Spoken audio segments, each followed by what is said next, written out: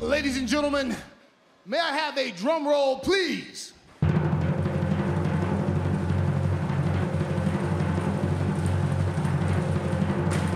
Wow. What's going on, YouTube? It's Sensei, the place to be. Chilling with Mr. A&E. Better to give you guys another Raw review for July 6th, 2020.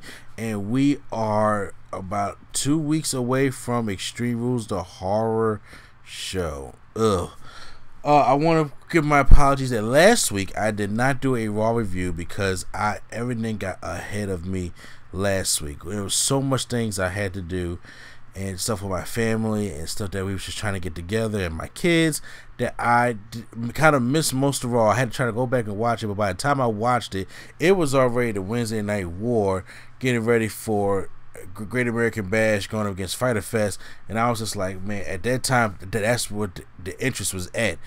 And I was just like, by this time, I just hadn't seen Raw. I had planned to put up on Twitter and Instagram that I did not bring a review, but I'll bring it back this week. I didn't get a chance to do that, and then I tried to put it on a community tab for YouTube.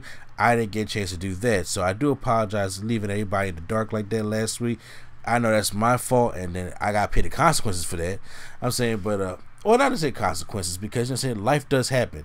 You know what I'm saying? For people that are saying that life does happen, but I do, for the people out there that support my channel and everything, I want to let you know, guys, I formally apologize to you guys out there. So Raw starts off that Drew McIntyre comes to the ring because Dolph Ziggler gets to pick the stipulation for their match at Extreme Rules, the horror show. So we don't know what the match is going to be or whatnot like that. So we're waiting for him to come out, and then Ziggler comes out and says everybody wants to know what stipulation is going to be, but I'm gonna tell you this: it's a secret. And he said, you made the mistake, Drew, for letting me pick the stipulation. Now you won't know until Extreme Rules.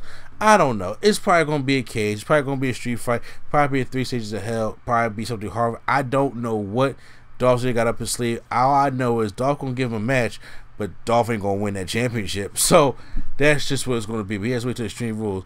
But McIntyre says the same thing we all know. It doesn't matter because he's the W champion, and he says that he is gonna beat Dolph Ziggler anyway.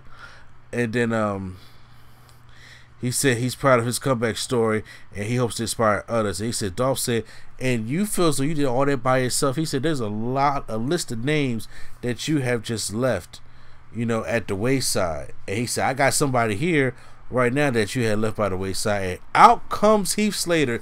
Yes, recently released Heath Slater, which is amazing how WWE has been bringing back some people that they have fired, from Drake Maverick to Heath Slater to maybe some other people, forlorn people. Maybe they had to release him in the first place, but now some of them have come back. I don't know if Heath Slater's here to stay or if he's just here to do a cameo or whatever the case may be, but he comes out and then he says, yo, he remembers back in the day. Of course, he said, I've known him for 10 plus years. I remember when Drew McIntyre came out and he was the chosen one, which I used to call Vince McMahon's biggest waste of money. And then he did a 3MB with him and McIntyre and Mahal. And then, McIntyre went to Impact, got himself, so much better and worked the Indies and came back to NXT and then popped right back up to the main roster and is now champion. And he said, you weren't the chosen one back then, but you are the chosen one now. And he says, I've always been there for you. But then he comes back. Here comes April. He said, I was on the bump, and I was letting everybody know basically, how excited I was. And then he said, I actually cried when you won the championship at WrestleMania against Brock Lesnar. My two girls, after 22, I keep everybody thinks I got, but my two girls, they seen their dad cry.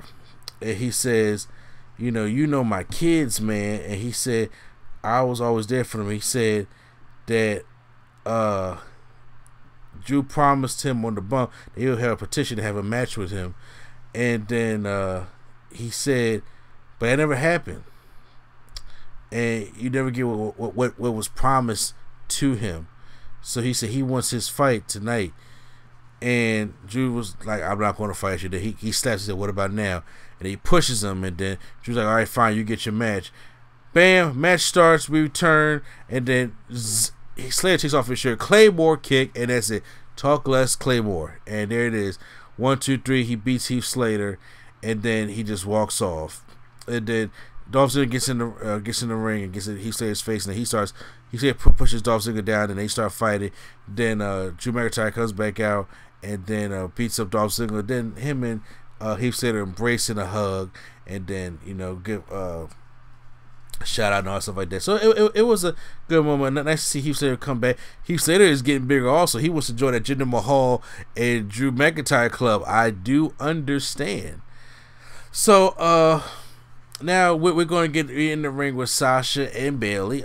We go back to their antics because Bayley has a champion versus champion match with Asuka tonight. But Sasha Banks is in there because Sasha Banks is going to have a match with Kairi Sane. I thought Kairi Sane was done, but Kairi Sane apparently is not done. So she's getting ready for a match. Sasha says she's ready to face anyone, and that's when Asuka invites Kairi Sane. That's why I was kind of shocked. So Sasha Banks and Kairi Sane have a really pretty dope matchup. There's one move that Kairi Sane goes down and Sasha rolls her up into like a Boston Crab. That was cool. Bayley comes in and breaks that whole thing up, causing a disqualification. So Kairi Sane wins the match by disqualification. Then they all start brawling. Asuka, Sasha, and Bayley on the outside. Kairi Sane goes up and gives an insane elbow from the top rope down on Bayley, and Sasha basically gets right back up. It looks like Kairi Sane is doing pretty damn good. So, I'm happy to see Kairi Sane back, to be honest with you. So, we go to commercial break, and then we're getting ready for the big show going in the 6-man tag team matchup. But before we do that, it's the KO show, and the KO show is on. It's back. Kevin Owens is back on TV. I really thought he was going to sit the rest of this pandemic out along with Reigns and Sami Zayn, but something got him back on TV. Don't know what it is, because I will be scared to be in Florida right now. And then, Seth says, well, how's your ankle doing? Talking for WrestleMania. He said, it's doing good. Better than your ego. And here's a little present for you. Oh, this is the KO Mania 4 shirt, which I still have to get. I didn't get KO Mania 3 also. I plan on collecting all the KO Mania shirts.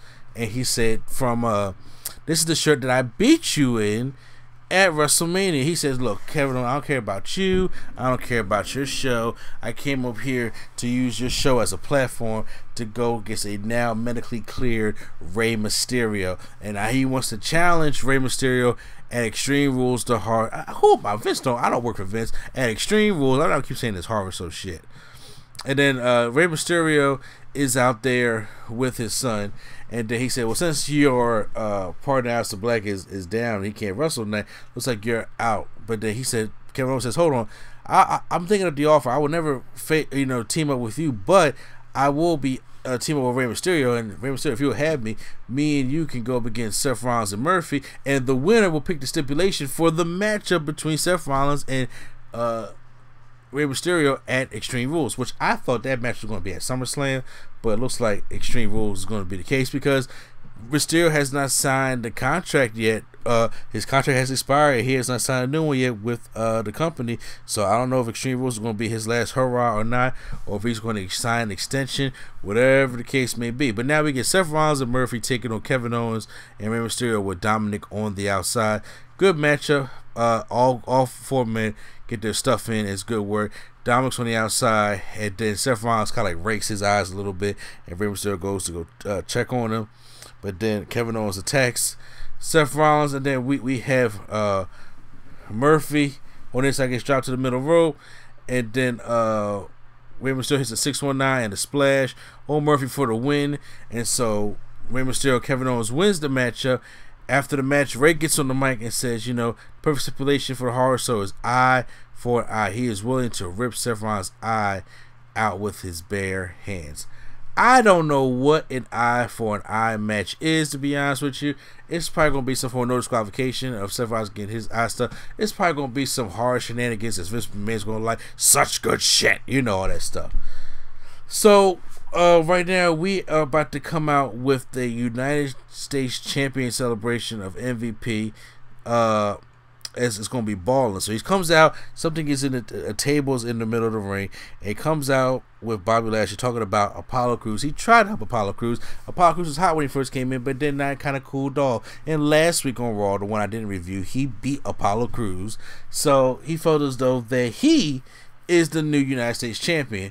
But he is going to challenge Apollo Crews at Extreme Rules for the United States Championship because he is the greatest United States champion of all time. So he says, but after he takes the championship, you also have the memories. But he said his next United States Championship run will be as good as the first two, as he pulls back. Said, then we get a drum roll and reveals the new United States Championship, which looks fucking awesome. Okay, that championship looks great. I love that championship. I said championship. I was like, I want to buy a championship. I was always iffy about buying a regular United States Championship, but that one, look, because it has like a mix of like the old school WCW United States Championship that Barry Windham had, along with the new school way they had with the flag and everything.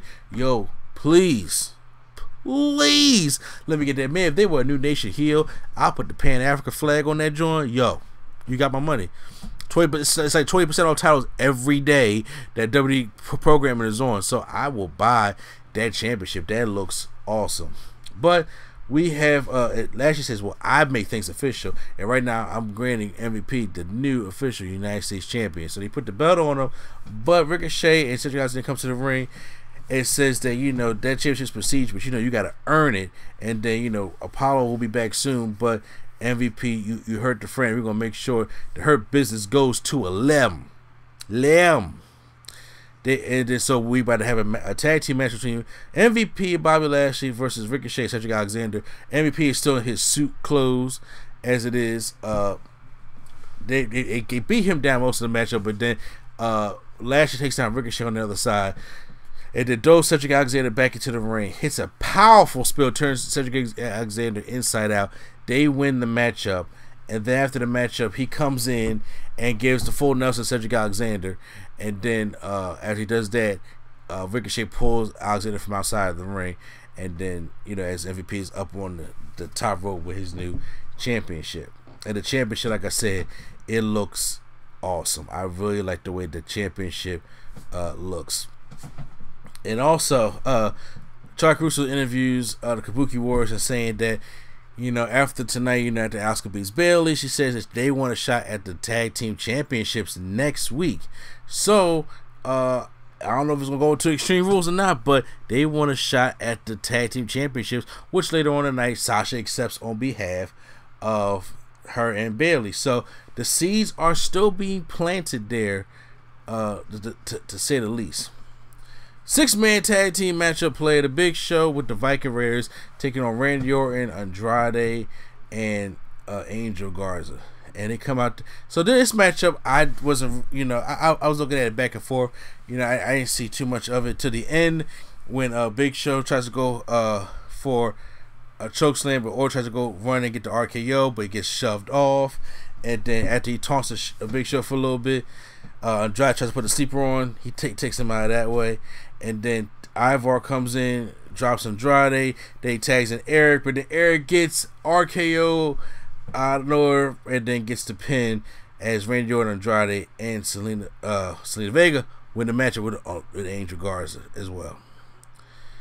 So MVP's backstage and he comes to Cedric Alexander. He's just like, look, man, I'll be honest with you, man. I've been very impressed by what you've been doing back there, but you know, Ricochet holding you back. And he says, look, I know what you're trying to do. You're trying to do the divide and conquer, and I ain't in for it, man. And he says, look, I'm not trying to conquer, but he says, fine, let's just look at you and Ricochet as equals. If you're equals, why does Ricochet have a new 365 documentary? You don't. You know, so you're content of being Ricochet's sidekick. And he said, you're gonna be spending the rest of your career watching other people be successful. Think about it. And he walked off. So they are giving me the old school slow burn of this MVP group. To the point where I'm loving everything that's going on about, because I don't know who's going to be part of it. He has talked to Cedric Alexander. He has talked to Apollo Crews. He already got Lashley. You never know. He may talk to R-Truth. He may talk to Ricochet. He may talk to all the blacks. You don't know. But I'm just saying, but I know a group is coming, and I can't wait to see it. Ric Flair is backstage with Randy Orton and talking about the accomplishments and everything. And all of a sudden, Orton runs into R-Truth runs into Orton, knocking him out the screen. That was funny.